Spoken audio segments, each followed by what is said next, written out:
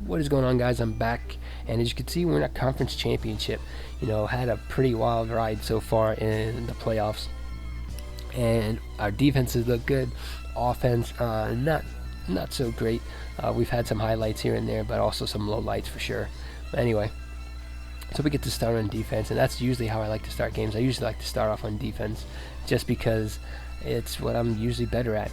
But if you come up against an opponent who does a good job mixing up the run and pass and chewing up the clock on you, it doesn't really matter who starts the game.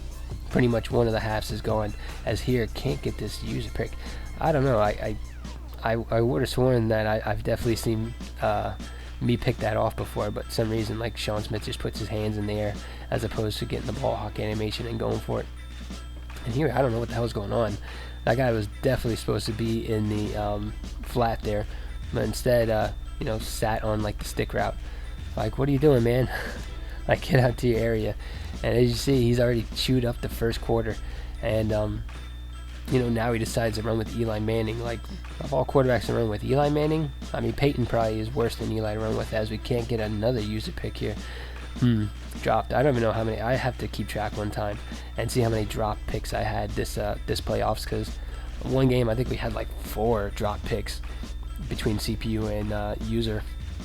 But anyway, he's still running clock on us, and hits the 2-minute warning, and he just barely ekes this ball over to get the first down.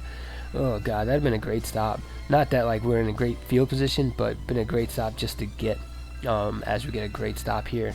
Have to use 2 of our timeouts, try and preserve some clock, but he ends up scoring in the next play to Mercedes Lewis. So not great that he scored, but not too bad. I mean, we were able to preserve some clock, but we got to go to the hurry up. Mike Vick's not that bad of a quarterback to have in the hurry up, because the defenders get tired, especially running around all the time, trying to get play after play, and usually you can rip off one run with him, one pretty decent run, and with them all being tired, you can run around them. So anyway, so here, getting the ball underneath to Mike Evans. That's the rising star, Mike Evans. You definitely, if you have a chance, even you got the coin or whatever to pick him up now, you need to, because he is like a machine, like when it comes to catching balls. Especially, like, look at this, that easily could have been stripped out of any one of my other receivers' hands, but Mike Evans holds on to it. So thank God, because that was like a 4th and 4. So anyway, still going to this hurry up, trying to move this ball down the field, but we're running with Mike Vick, and we got to get down. We got to get our players back and spike this ball. Hopefully he can get some time. But look at Percy Harvin. He's like standing at the goal line. Look, what are you doing, man? Get down here. Like, we can't spike the ball till you're in position. So finally we get the ball clocked. 6 seconds left. I figured one shot to the end zone, and I see Harry Douglas come free in the slot streak, and we get it to him for the score to even up. Oh my God, how clutch was that before half? That was ridiculous. Thank God we get the ball too. So seeing how my opponent played and running the clock on us like that, that is definitely the game plan. So key is to stay in bounds and just run the ball out. And here, that is not what you want to do. You don't want to. I mean, I'm fine with him breaking tackles, CJ Spiller, but Jesus, stay in bounds. Anyway, I'm fine with these little runs like this. I'll take 5 yards of carry, no problem, every play, and eventually, we'll be in field goal range. We could just kick it. Here, we're ripping off big runs. Like, we're not just nickel and diamond down the field. Like, we are ripping off like 12, 15-yard runs when we're running with CJ Spiller. Even Mike Vick's picking up good yards, and if you guys watch any of my videos, like all the past ones, I do not really run the option this year. I don't think it works that well. The defenses are much smarter. I just don't think you get the nice animations that you got in Madden 25. As we get another first down here, kind of wanted it to be stopped before the first down, but when I saw the lane, I took it. And again, same thing, I kind of didn't want to get this first down, but this guy's kind of like pushed me over, because if not, we could have easily ran the rest of the clock out, and he'd have just been done for the game. But anyway, so we're forcing him to use his timeouts here, which is very good. I'm not really looking to score. Even here, I was not looking to score. I kind of slowed him down. Thank God, able to milk out another timeout out of this guy. Here we go. We go with the QB sneak instead of playing around, because even if we don't get it, we get to milk his last timeout, and then we can maybe go for it again. So anyway, so he does a great job here in the first play. Like, what the hell? I know I had guys in the pink, but no one's like playing their zones right now. It's ridiculous. And it's not even like they're playing on anyone else. They're just being retarded.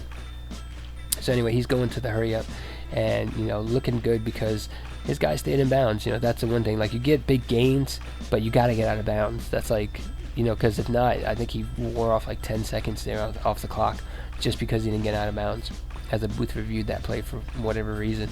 It definitely looked like a catch to me.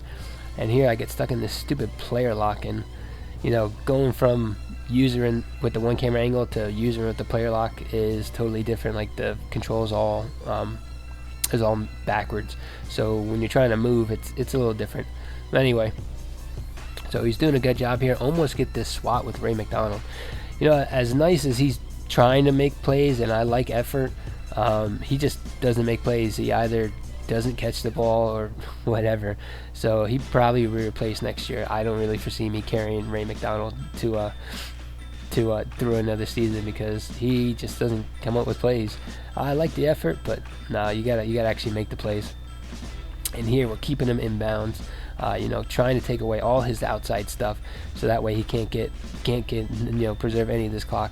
As he decides to audible here, and he goes to these out routes again, not leaving him open, and get the sack. Oh, how key. I think that was Chandler Jones came in on the sack. How key was that? Oh my god.